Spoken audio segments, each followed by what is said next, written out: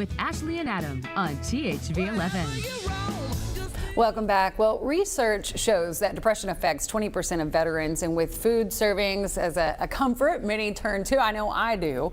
When I get stressed, that's where I go. Obesity often becomes a secondary condition with its own life-threatening effects. In honor of Veterans Day, we're talking to a local veteran here about how he dealt with post-service depression and the local health care provider that he turned to for help. Tim is a patient at the Bariatric and Metabolic Institute at Arkansas Heart Hospital, and we are so glad that you are here with us today. Thank you for having me. Yes. First of all, happy Veterans Day to you. Thank you. We appreciate you and your service.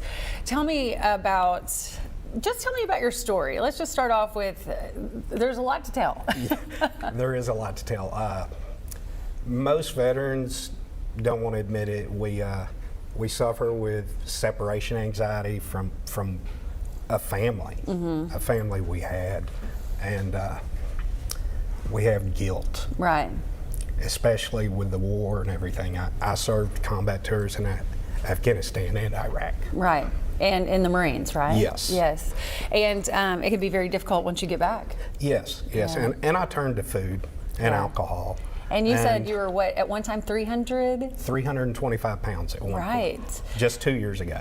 Just 2 years ago? Yes. Oh, wow. And so for you, very uncomfortable, just not living your best life. Yes. I sought out some counseling, and when I got my mind right, my wife encouraged me to get my life as a whole, whole health get your right. health right, get everything right. At which point I sought out the heart hospital team, the same team that did the similar procedure on my wife. She had a gastric bypass, and I had a gastric sleeve. Okay.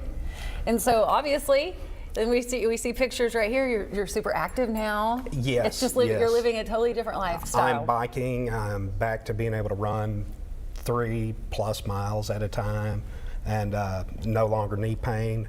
I haven't had to have insulin at all in the past over a year since I had my last dose of insulin. It's, to me, just seeing you now, and you telling me that was only 2 years ago? Yes. That's a big change in 2 years. It's a huge change in 2 years. It's been life-saving and life-altering. And you said you're happy now.